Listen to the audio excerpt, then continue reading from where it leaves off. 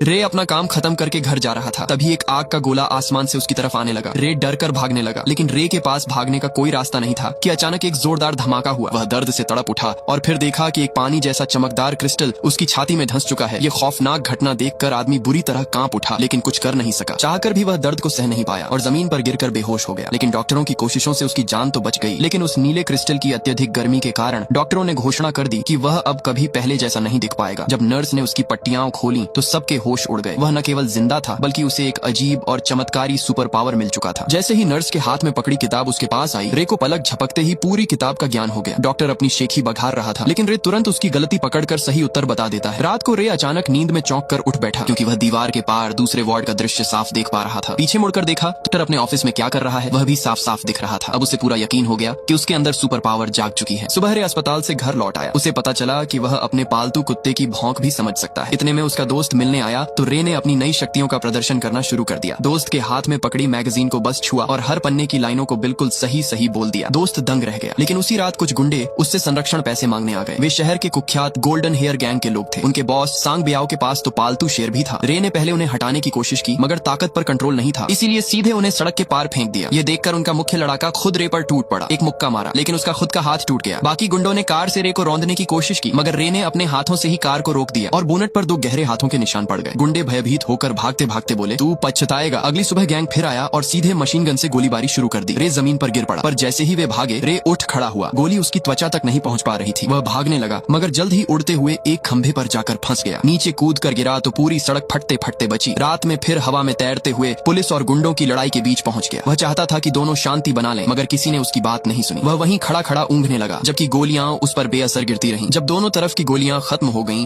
तब जाकर उन्होंने हथियार नीचे रखे। लेकिन उसी रात गैंग ने रे के मोहल्ले पर फिर हमला कर दिया। रे ने सभी गोलियां रोक ली, मगर इस बार उसके हाथ जख्मी हो गए। सुपर पावर कमजोर पड़ चुका।